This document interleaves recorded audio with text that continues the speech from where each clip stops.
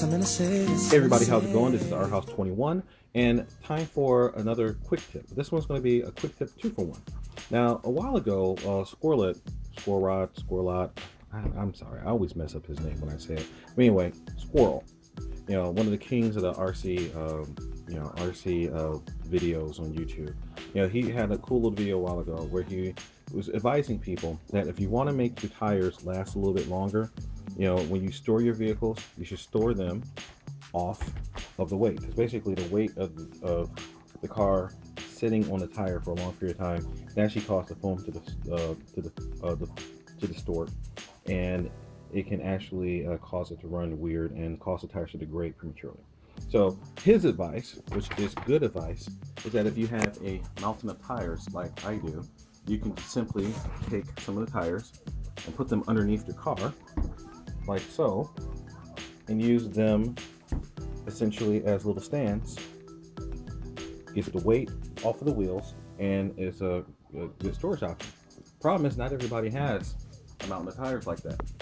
And in some cases, like if you've got a slash here, or you've got skinny tires like this, there's actually not enough clearance when you put these things on to the ground. So here's just another option for you. Now, I just happen to be fortunate that I work in a place where there's a lot of IT guys. Whoa, now that was unplanned. Anyway, I work in a place where I have a ton of IT guys around the corner, and they're always unboxing massive amounts of equipment, and they're always, throwing out tons of old packaging material. So here I have a block of foam that came from a box of an old router or something like that. It turns out that it's just perfect size. So if I put my friend Scratch on here, you see it is actually tall enough, or just barely for the rear, but it's tall enough where I can store the weights off of the wheels, and it helps to protect the tires. Now, if I want to get a little bit picky, I can double up these things, and just there's tons of stuff around that you can use to accomplish the same goal. But it's just a smart thing to do. It helps to protect your investment, especially if you have more than one car and you're not running them all the time. So, and as you see, I've got a few blocks. So I've got Dizzy and Slade, and I got a little bit creative right there with Traction. So, all right, so that's tip number 1. Now, second thing.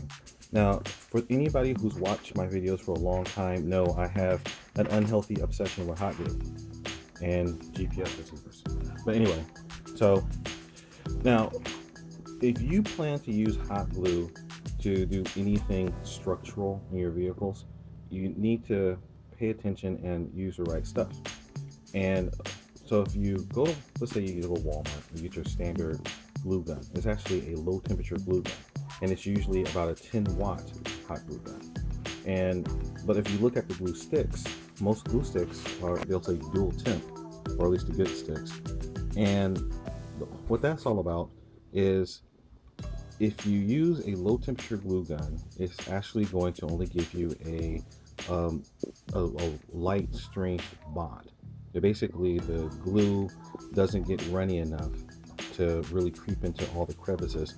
Well, for a second, if you stop for a second, glue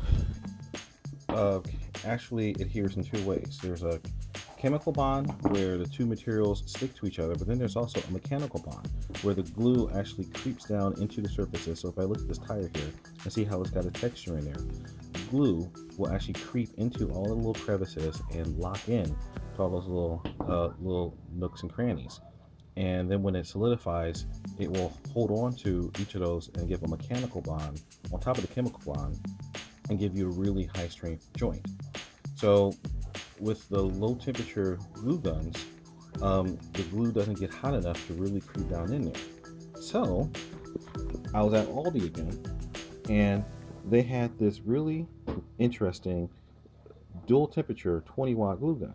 So this will actually give you the ability to go to the higher temperature setting, which will give you a higher strength bond, so that you can, basically use the glue gun to secure items more securely. Now, the only thing you have to be concerned about this thing is that because you are talking about working with higher heat, the tip temperature gets a little bit higher, and also you have a higher chance of potentially damaging materials that are, like for example, some types of foam, they will actually melt if you expose them to too high a temperature. So you're going to have to play around with this, do a little bit of experimentation. But this was like $6. I've been looking for a good compact dual temperature hot glue gun for a long time, and they were usually like $20 or $30. But I mean, I can't really speak to the quality yet because I haven't opened it. But as long as it doesn't burst into flames or burn my house down, I think I'm gonna be happy with it. All right, so guys, hope you like the quick tips, and as always, remember to like, comment, and subscribe.